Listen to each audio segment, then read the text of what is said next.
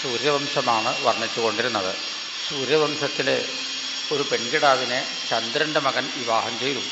അതുവഴിയായിട്ടാണ് ചന്ദ്രവംശം പൊട്ടിമുളച്ചത്. ചന്ദ്രവംശത്തിലെ ആദ്യത്തെ രാജാവ് പുരൂരവസ്. അദ്ദേഹത്തിൻ്റെ ആ പരമ്പര എങ്ങനെ വർണ്ണിച്ചു വന്ന സമയത്ത് ഗാധി എന്ന ഒരാളെ പറ്റി പറഞ്ഞു. ഗാധിയുടെ പുത്രിയാണ് സത്യവതി. സത്യവതിയെ ഋചീകൻ എന്ന മഹർഷി വിവാഹം ചെയ്തു. ഋചീകൻ്റെയും സത്യവതിയുടെയും പുത്രനായി ജമദഗ്നി ജനിച്ചു. ജമദഗ്നിയുടെ പുത്രനായി ഭഗവാൻ തന്നെ അവതരിച്ചു.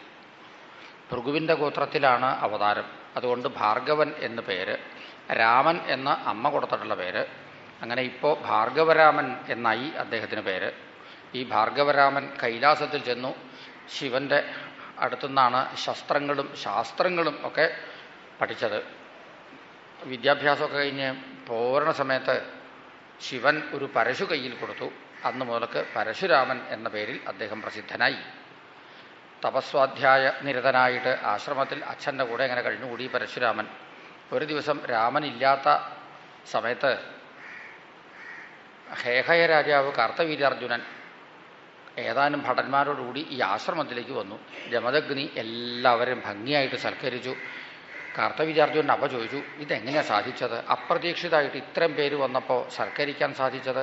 അപ്പോൾ ജമദഗ്നി പറഞ്ഞു, ഇവിടെ ഒരു പശുവുണ്ട്. ഇതുള്ളിടത്തോളം കാലം 1000 പേരോ 10,000 പേരോ 1,00,000 പേരോ എത്ര പേര് വേണമെങ്കിലും വന്നോട്ടെ, സൽക്കരിക്കാൻ ഒരു ബുദ്ധിമുട്ടുമില്ല. കാർത്തവീര്യാർജുനൻ അപ്പം മന്ത്രിയെ വിളിച്ചു. എന്നിട്ട് പറഞ്ഞു, അതെ, ഈ പശുവിനെ കൊട്ടാരത്തിലേക്ക് കൊണ്ടുവന്നോളൂ. മഹർഷിക്ക് എന്താണ് വില വേണ്ടതെന്ന് വെച്ചാൽ കൊടുക്കണം. മന്ത്രി അപ്പോൾ ഉപദേശിച്ചു, മഹർഷിമാർക്കൊന്നും അങ്ങനെ വില കൊടുക്കേണ്ട ആവശ്യമൊന്നുമില്ല. വിശേഷപ്പെട്ട സാധനങ്ങൾക്കൊക്കെ രാജാവാണ് അവകാശി എന്ന് ദുർമന്ത്രിയാണ് ഈ ഉപദേശിച്ചത്. അങ്ങനെ എന്തിനാ മന്ത്രി പശുവിനെയും കൊണ്ടങ്ങോട്ട് പോയി കൊട്ടാരത്തിലേക്ക്. രാമൻ ആശ്രമത്തിൽ വന്നപ്പോൾ അച്ഛനിങ്ങനെ ദുഃഖിതനായിട്ടിരിക്കണു. പശുവിനെ കാണാനുമില്ല. എന്താ കാര്യം എന്ന് ചോദിച്ചു. അങ്ങനെ ജമദഗ്നി പറഞ്ഞിട്ടാണ് സംഭവങ്ങളൊക്കെ രാമൻ മനസ്സിലാക്കിയത്. അപ്പം തന്നെ പരശു കയ്യിലെടുത്തു അങ്ങോട്ട് പുറപ്പെട്ടു. കാർത്തവീര്യാർജുനന് 1000 കൈകളുണ്ട്. ഓരോന്നോരോന്നായിട്ട് വെട്ടി വെട്ടി വെട്ടി വെട്ടി മുറിച്ചു. അവസാനം കഴുത്തും വെട്ടി. എന്നിട്ട് പശുവിനെ കൊണ്ടിങ്ങോട്ട് പോന്നു. ഇവിടെ വന്ന് അച്ഛനോട് വിവരം പറഞ്ഞു. കേട്ടപ്പോൾ ജമദഗ്നി പറഞ്ഞു, അദ്ദേഹം പരമസാത്വികനാണ്. ജമദഗ്നി പറഞ്ഞു, രാമ, ചെയ്തതൊട്ടും ശരിയായില്ല. നമ്മളൊക്കെ ബ്രാഹ്മണരാന്നല്ലേ പറയണത്. ക്ഷമയാ അരിഹണതാം ഗതാഹ. ബ്രാഹ്മണർക്ക് പൂജ്യത എന്ന് വെച്ചാൽ ക്ഷമയാണ്. ചെയ്തത് പാപമായി. അതുകൊണ്ട് ഈ പാപം കഴുകി കളയണം. തീർത്ഥയാത്രയ്ക്ക് പോകണം എന്നായി. ശരിയെന്നും പറഞ്ഞു. രാമൻ തീർത്ഥയാത്രയ്ക്ക് പോയി. 1 കൊല്ലം ഉണ്ടായി രാമൻ്റെ തീർത്ഥയാത്ര. അതൊക്കെ കഴിഞ്ഞ് അദ്ദേഹം തിരിച്ചെത്തി. കാർത്തവീര്യാർജുനൻ്റെ പുത്രന്മാർ ഇങ്ങനെ രാമനോട് പക വീട്ടാൻ തന്നെ കാത്തിരിക്കുകയായിരുന്നു. രാമനില്ലാത്ത തഞ്ചം നോക്കി ആശ്രമത്തിലേക്ക് അങ്ങോട്ട് ചെന്നു. ജമദഗ്നിയുടെ തലയങ്ങൾ വെട്ടി അവർ. എന്നിട്ട് തലയും കൊണ്ടങ്ങോട്ട് പോയി. രാമൻ ഇവിടെ വന്നപ്പോൾ അമ്മ മാറത്തടിച്ചിങ്ങനെ കരയണു. രാമൻ അടുക്കുന്നുണ്ട് എണ്ണി. അമ്മ മാറത്തടിക്കണത് 1 2 3 4 എന്ന് 21 പ്രാവശ്യം അമ്മ മാറത്തടിച്ചു. അമ്മയുടെ കൈമ കയറി പിടിച്ചു രാമൻ. എത്ര തവണ അമ്മ മാറത്തടിച്ചു അത്രയും പ്രാവശ്യം ഈ ദുഷ്ടക്ഷത്രിയന്മാരെ ഞാൻ മുച്ചൂടും മുടിക്കും എന്നങ്ങൾ സത്യം ചെയ്തു. അത് ഘോരം പ്രതിജ്ഞാം മഹൻ. അതിഭയങ്കരമായ പ്രതിജ്ഞയായിരുന്നു. ആദ്യം കാർത്തവീര്യാർജുനൻ്റെ പുത്രന്മാരെയൊക്കെ വധിച്ചു. അത് കഴിഞ്ഞ് ദുഷ്ടന്മാരായ ക്ഷത്രിയന്മാരെ ഇങ്ങനെ അന്വേഷിച്ച് പിടിച്ച് വധിച്ചു. അത് ഒരു തവണയല്ല, 21 പ്രാവശ്യം ഉണ്ടായിത്രേ. അതൊക്കെ കഴിഞ്ഞ് ആയുധം അദ്ദേഹം താഴെ വച്ചു.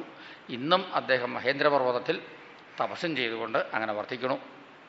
പിന്നെ ആ ഗാധിയുടെ പരമ്പര ഇങ്ങനെ വർണ്ണിച്ചു വന്നു. അതിൽ രജി എന്ന ഒരാൾ അദ്ദേഹത്തിൻ്റെ പുത്രന്മാരുടെ കഥ പറഞ്ഞു. നഹുഷൻ എന്ന ഒരാൾ. നഹുഷന് 6 പുത്രന്മാരുണ്ടായിരുന്നു. യതി, യയാതി, സംയാതി, ആയതി എന്ന് തുടങ്ങിയിട്ട്. യയാതി 2 പെൺകുട്ടികളെ വിവാഹം ചെയ്തിരുന്നു. ദേവയാനി, ശർമ്മിഷ്ഠ എന്ന് അവർക്ക് പേര്.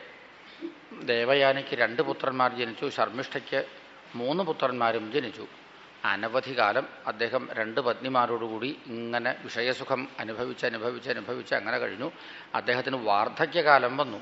എന്നിട്ടും അദ്ദേഹത്തിന് ഈ വിഷയസുഖം അനുഭവിച്ച് മതിയായില്ല.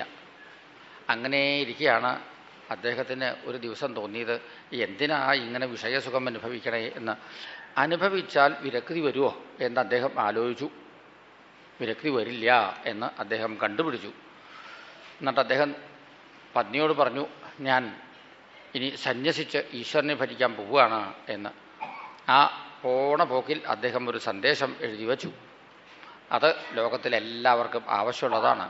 ന ജാതുകാമഃകാമാനാൻ ഉപഭോഗേന ശമ്യതി. വിഷയസുഖങ്ങൾ അനുഭവിച്ചാൽ മതിയാവില്ല. എത്രത്തോളം അനുഭവിക്കണോ അത്രയും അതിലേക്ക് ഇങ്ങനെ തൃഷ്ണ കൂടി വരും. തീ കെടുത്താൻ വേണ്ടിയിട്ട് ഇങ്ങനെ നെയ്യൊഴിച്ചത് കൊണ്ട് കാര്യമൊന്നുമില്ല. നെയ്യൊഴിക്കും തോറും തീ ഇങ്ങനെ ആളി കത്തുകയാണ് ചെയ്യുക. ഇതുപോലെയാണ് വിഷയസുഖത്തിൻ്റെ കാര്യവും. അപ്പോൾ വിരക്തി വരണം എന്നാഗ്രഹിക്കുന്ന ആളുകൾ എന്ത് ചെയ്യണം? വിഷയങ്ങളെക്കുറിച്ച് പറയാതിരിക്കണം. ആവക വിഷയങ്ങൾ ആരെങ്കിലും പറയുന്നുണ്ടെങ്കിൽ അത് കേട്ടിരിക്കരുത്. അത്തരം വിഷയങ്ങൾ പ്രദർശിപ്പിക്കുന്ന സ്ഥലത്ത് ചെല്ലരുത്. ഇവിടം കൊണ്ടും അവസാനിച്ചില്ല അദ്ദേഹത്തിൻ്റെ സന്ദേശം. മാത്രാ സ്വസ്ത്രാ ദുഹിത്രാവാ നാവിവിക്താസനോ ഭവേൽ. അമ്മയും മകനും കൂടി ഏകാന്ത സ്ഥലത്തിരിക്കരുത്. സഹോദരീ സഹോദരന്മാർ ഏകാന്ത സ്ഥലത്തിരിക്കരുത്. ഗുരുവും ശിഷ്യയും തമ്മിലും ഒരുമിച്ച് ഏകാന്ത സ്ഥലത്തിരിക്കരുത്. കാരണം എപ്പോഴാണ് മനസ്സ് മാറിപ്പോവുക എന്ന് പറയാൻ പറ്റില്ല. ഒരിക്കലും മനസ്സിനെ വിശ്വസിക്കാൻ പാടില്ല എന്ന്. ഞാൻ പോണു എന്ന് പറഞ്ഞ് അദ്ദേഹം അപ്പോൾ തന്നെ സന്യസിച്ച് അങ്ങോട്ട് പോവുകയും ചെയ്തു. അങ്ങനെ ഈശ്വരനെ ഭജിച്ച് അദ്ദേഹം പരമഗതി അടഞ്ഞു. അദ്ദേഹത്തിൻ്റെ 5ാമത്തെ പുത്രനാണ് പൂരു. പൂരുവാണ് പിന്നെ രാജ്യകാര്യങ്ങളൊക്കെ നിർവഹിച്ചത്. പൂരുവിൻ്റെ വംശത്തിൽ ദുഷ്യന്തൻ എന്ന ഒരാൾ, ദുഷ്യന്തൻ ശകുന്തളയെ വിവാഹം ചെയ്തു. അവർക്ക് ഉണ്ടായ പുത്രനാണ് ഭരതൻ. അദ്ദേഹം വളരെ യോഗ്യനായ ഒരാളായിരുന്നു. സർവകാമാൻ ദുരുഹതു. ഈ ഭരതൻ രാജ്യം ഭരിച്ചുകൊണ്ടിരുന്ന കാലത്ത് പ്രജകൾക്ക് പരമസുഖമായിരുന്നു. ഒന്നിനും യാതൊരു ബുദ്ധിമുട്ടുമില്ല. ഭൂമിക്കാണെങ്കിലും സുഖമായിരുന്നു അത്രേ. അപ്പോൾ ഭൂമി വേണ്ടുവോളം ധനധാന്യങ്ങളൊക്കെ ഇങ്ങനെ ചുരത്തിക്കൊണ്ടിരുന്നു. അന്ന് അദ്ദേഹത്തിന് 3 പത്നിമാരുണ്ടായിരുന്നു. വിദർഭരാജ്യത്തിൽ നിന്നാണ് 3 പേരും വന്നത്. അപ്പോൾ 3 പേരും വൈദർഭികളായിരുന്നു. പുത്രന്മാരും ഉണ്ടായിരുന്നു. ഒരു ദിവസം അദ്ദേഹം ഈ പുത്രന്മാരെയും പത്നിമാരെയും ഒക്കെ മുമ്പിലെത്തിക്കൊണ്ടൊരു നേരമ്പോക്ക് പറഞ്ഞു. ഒരു നേരമ്പോക്കാണ് അദ്ദേഹം പറഞ്ഞത്. 4 രൂപ ഇത് ഇരിതേ. ഈ കുട്ടികൾക്കൊന്നും എൻ്റെ ചായയില്ലല്ലോ എന്ന് പറഞ്ഞു. അദ്ദേഹം പറഞ്ഞത് നേരമ്പോക്കായിട്ടാണ്. പത്നിമാർ അത് നേരമ്പോക്കായിട്ടല്ല അടുത്തേ. അപ്പോൾ ഇവരുടെ ചാരിത്രത്തിനെ പറ്റി ഇദ്ദേഹത്തിന് ആശങ്കയുണ്ടോ എന്ന് വരെ അവർ സംശയിച്ചു. മേലിലെങ്കിലും ഇങ്ങനെ പറയാണ്ടിരിക്കണമല്ലോ, അതിനുവേണ്ടി അവരെന്ത് ചെയ്തു എന്നോ, ആ കുട്ടികളെ മുഴുവനും പിടിച്ചു വലിച്ചു കൊണ്ടുപോയി വെള്ളത്തിൽ മുക്കി പിടിച്ചു കൊന്നു.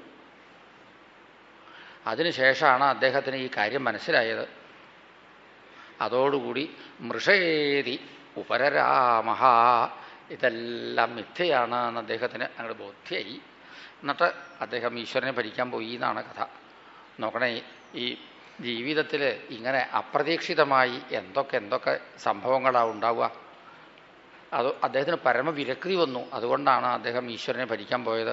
അദ്ദേഹത്തിൻ്റെ പഴയ സ്വഭാവമാണെങ്കിൽ എങ്ങനെയായിരുന്നോ, ആ പത്നിമാർ കൊന്നോ, എന്നാൽ ഇവരെ എല്ലാവരെയും തുറുങ്കിലടക്കിയ. അദ്ദേഹം അതിനൊന്നും പുറപ്പെടുണ്ടായില്ല. ഇതൊക്കെ ഈശ്വരൻ്റെ സങ്കല്പമാണ്. അത് മനസ്സിലാക്കി അദ്ദേഹം. ജീവിതത്തിൽ ഇങ്ങനെ ഇഷ്ടങ്ങൾ വരും, അനിഷ്ടങ്ങൾ വരും, പ്രിയങ്ങൾ വരും, അപ്രിയങ്ങൾ വരും, സൗഭാഗ്യം വരും, ദൗർഭാഗ്യം വരും. ഏത് വന്നാലും ഉൾക്കണ്ണ് തുറന്ന് ഓരോന്നിനെ പറ്റിയും ആലോചിക്കണം. ഉൾക്കണ്ണ് തുറന്ന് ആലോചിച്ചാൽ അപ്പോൾ ഈശ്വരനോട് തന്നെത്താൻ ആൾ അടുത്തോളും. ഇതാണ് അദ്ദേഹത്തിൽ നിന്ന് നമ്മൾ പഠിക്കേണ്ട പാഠം. നമ്മുടെ ജീവിതത്തിൽ എന്തെല്ലാം സംഭവിച്ചുകൊണ്ടിരിക്കണോ, ഈ അപ്രതീക്ഷിതമായിട്ട് ഏത് സംഭവിച്ചാലും നമ്മുടെ മനസ്സ് കുലുങ്ങാതെ കണ്ടിരിക്കുക. ഇതൊക്കെ ഈശ്വരൻ തരുന്ന ഓരോ പ്രസാദമാണ് എന്ന് മനസ്സിലാക്കുക. ഓരോ സംഭവവും നമ്മെ ഈശ്വരനോട് കൂടുതൽ അടുപ്പിക്കണം. അങ്ങനെ ഈശ്വരനുമായിട്ട് സാൽമ്യം പ്രാപിക്കണം. അതിനുള്ളതാണ് ഈ മനുഷ്യജന്മം എന്ന് മനസ്സിലാക്കണം. അങ്ങനെ അദ്ദേഹം സന്യസിച്ച് ഈശ്വരനെ ഭരിക്കാനായിട്ട് പോയി. പിന്നെ ആ വംശം അങ്ങനെ വർണ്ണിച്ചു വരുമ്പോൾ ഇനി സംകൃതി എന്ന ഒരാൾ, അദ്ദേഹത്തിൻ്റെ പുത്രനായ രന്തിദേവൻ, അവരുടെയൊക്കെ കഥയാണ് പറയാൻ പോണത്.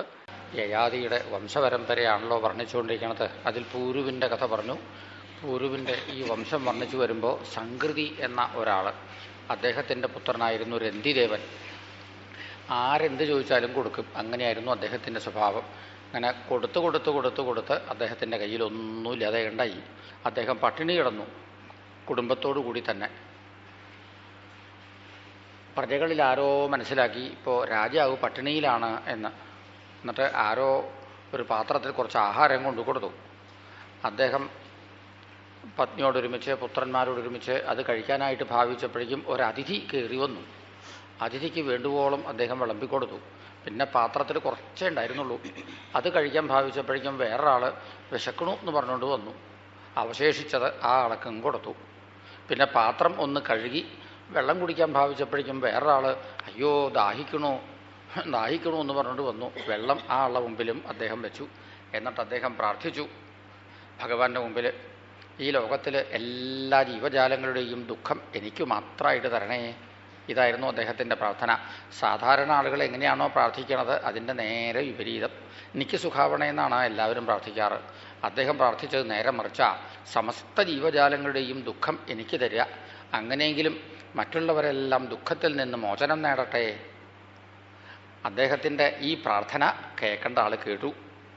അദ്ദേഹത്തിൻ്റെ ഔദാര്യം പരീക്ഷിക്കാൻ വേണ്ടിയിട്ട് ത്രിമൂർത്തികളാണ് ഇവിടെ വന്നത്. ആ പരീക്ഷയിൽ 100% അദ്ദേഹം വിജയിച്ചു. 3 പേരും അവിടെ പ്രത്യക്ഷപ്പെട്ടു. അദ്ദേഹത്തിനെ മാറി മാറി അനുഗ്രഹിക്കുകയും ചെയ്തു. ഇങ്ങനെയൊക്കെ പ്രാർത്ഥിച്ചവരും ചെയ്തവരും പണ്ട് നമ്മുടെ നാട്ടിൽ ജീവിച്ചിരുന്നു എന്ന് കൃതജ്ഞതയോടുകൂടി ഒന്ന് സ്മരിക്കുക. ഇപ്പോൾ അത് മാത്രമേ നമുക്ക് ചെയ്യാനുള്ളൂ. പിന്നെ ആ വംശപരമ്പര ഇങ്ങനെ വർണ്ണിച്ചു വന്നു. അതിൽ ശന്തനു മഹാരാജാവിൻ്റെ കഥ പറഞ്ഞു. യം കരാഭ്യം സ്പൃശതി, അതാണ് ശന്തനുവിൻ്റെ മാഹാത്മ്യം. അദ്ദേഹം ഒരാളെ തൊട്ടാൽ മതി, എന്നാൽ ആ ആൾ എന്നും നിത്യയുവാവായിട്ടിരിക്കും.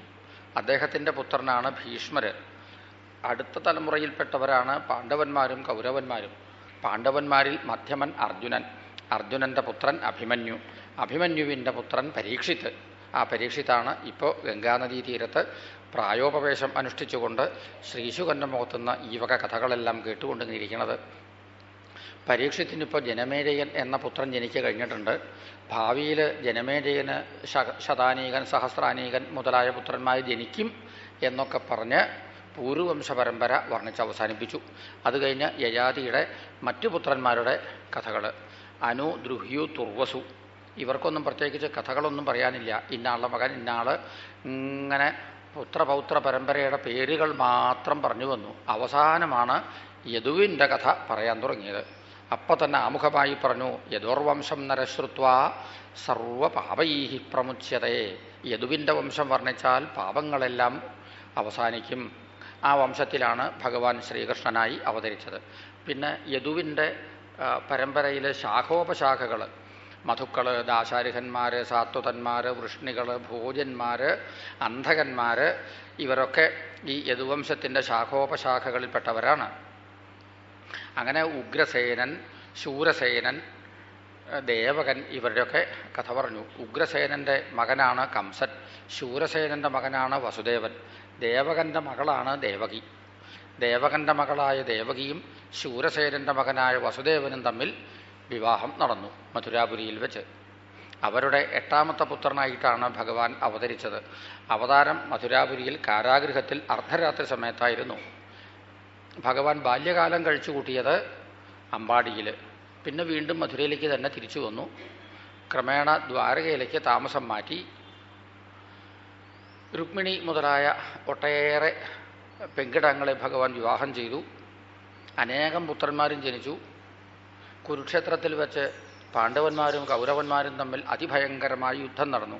ആ യുദ്ധം തുടങ്ങുന്നതിന് തൊട്ടു മുമ്പായിട്ട് അർജുനന് ഗീത ഉപദേശിച്ചു. അവസാനം തൻ്റെ തന്നെ പുത്രപൗത്ര പരമ്പരയെക്കൊണ്ട് ഭൂമിക്ക് വലിയ ഭാരമാവും എന്ന് തോന്നിയപ്പോൾ ഭഗവാൻ അവരെയും സംഹരിച്ചു. പോകുന്നതിന് മുമ്പായിട്ട് ഉദ്ധവന് വളരെ വിശേഷപ്പെട്ട ഉപദേശവും കൊടുത്തു. തൻ്റെ മനുഷ്യനാട്യം ഉപേക്ഷിച്ച് ഈ ലോകം വിട്ട് സ്വന്തം ധാമത്തിലേക്ക് ഭഗവാൻ തിരിച്ചു പോവുകയും ചെയ്തു. ഇങ്ങനെയൊക്കെയുള്ള ആ ഭഗവാൻ ശ്രീകൃഷ്ണൻ്റെ രൂപാമൃതം കണ്ടിട്ട് ഇന്നേ വരെ ആർക്കും മതി എന്ന് തോന്നിയിട്ടില്ല. ആ ഭഗവാന്റെ കഥ കേട്ടിട്ടും ഇതുവരെ ആർക്കും മതി എന്ന് തോന്നിയിട്ടില്ല. രണ്ടും അത്ര വിശേഷപ്പെട്ടതായിരുന്നു എന്നും പറഞ്ഞ് ഇപ്പോൾ 9ാമത്തെ സ്കന്ധം അവസാനിപ്പിച്ചു. കഥ കേട്ടുകൊണ്ടിരുന്ന പരീക്ഷിത്ത് പ്രതീക്ഷിച്ചു, ഈ രാജവംശ കഥയൊക്കെ പറയുക കഴിഞ്ഞാൽ ശ്രീകൃഷ്ണ കഥ വിസ്തരിച്ച് പറയും എന്ന്. ശ്രീകൃഷ്ണ കഥയായപ്പോഴേക്കും ആകെ 1.5 ശ്ലോകം കൊണ്ട് ഒതുക്കി പറഞ്ഞു. എന്തുകൊണ്ടാണ് ശ്രീകൃഷ്ണ കഥ വിസ്തരിക്കാഞ്ഞത് എന്ന് അദ്ദേഹത്തിന് മനസ്സിലായില്ല. പരീക്ഷിത്ത് വിനയത്തോടുകൂടി കൈകൂപ്പിക്കൊണ്ട് അപേക്ഷിച്ചു, ശ്രീകൃഷ്ണ കഥ വിസ്തരിച്ച് പറഞ്ഞു തരൂ എന്ന്. ഇവിടെ മുതൽക്കാണ് 10ാമത്തെ സ്കന്ധം ആരംഭിക്കുന്നത്. ഇതിൻ്റെ 3ാമത്തെ അധ്യായത്തിലാണ് ഭഗവാന്റെ അവതാരം വർണ്ണിക്കാൻ പോണത്.